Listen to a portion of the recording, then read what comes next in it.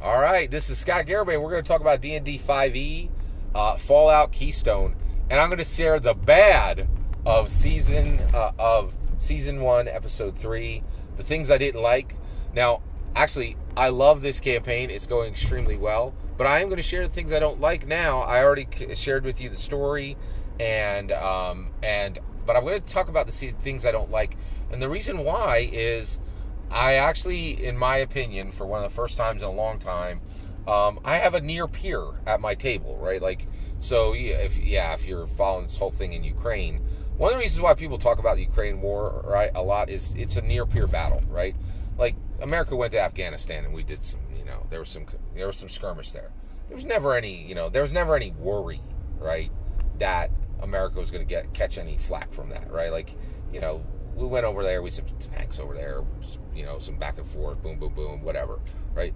Nobody's ever like, Afghanistan's going to, invade America. That's not the case in Ukraine, right? Ukraine looks like a practice run for taking actual convoys of military, tanks, military carriers, the whole nine, going right over to Bering Strait and showing up in New York. It very much looks like that. And I have been saying this for 2 months or more, maybe from the beginning. This is a war in Europe, and increasingly people are talking about this like a war, as a war in Europe. I'm not the only one using that term anymore. There are a lot of people looking at it like as a war in Europe, right? And so the reason why I'm going to talk about the bad in this is not to insult this Philip, this other dungeon master, but he's a near peer, and I want to say I don't like this, right?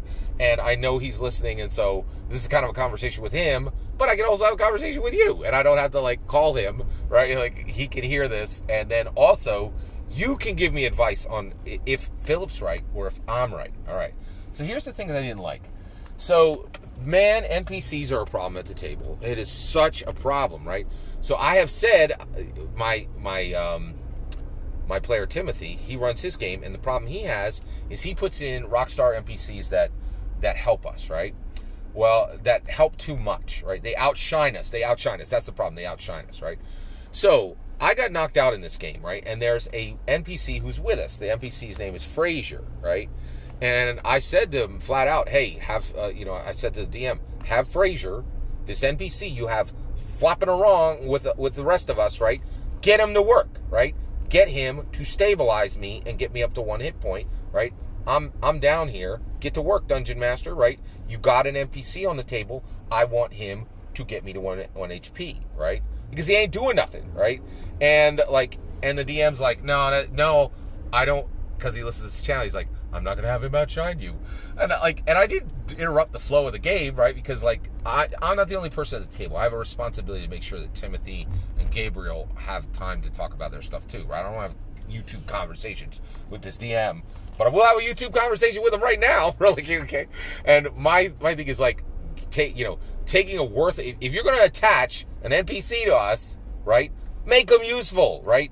A player character should always be able to tell an NPC who's in the party what the heck to do, right? And as a player or as a player character. And the reason why is if they're our ally, they're there to help.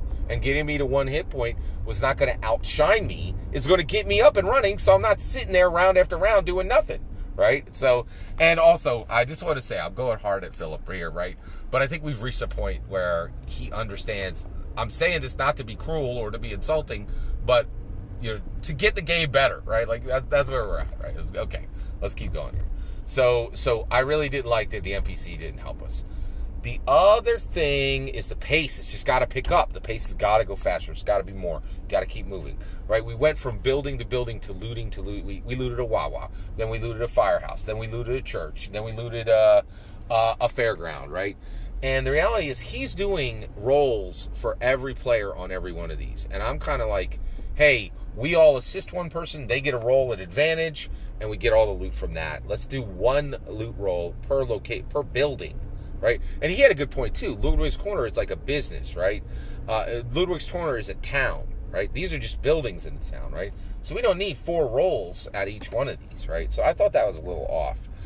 So those are just 2 things I didn't like about the the D&D 5e Fallout Keystone Season 1, Episode 3. I wanted to share it with you. I'm loving this campaign. It's really one of the best campaigns. That my table is real. I'm not kidding. My table is real. The table we play on in my kitchen is 70 years old. My grandmother gave it to my wife, right? And this is one of the best games I've ever seen run at a table, including mine, right? So, but I did want to share with you some of that sharp edges. Thanks for letting me share those. Please consider liking and subscribing. What do you not like when your DM does in your game? I'd love to hear some of your complaints as well. And basically, I would love to hear from games that you like, but I'll hear from games you don't. Because all that's my opinion. I'd love to hear your thoughts. Let me know in the comments below. Please consider liking and subscribing, and have a wonderful millennium.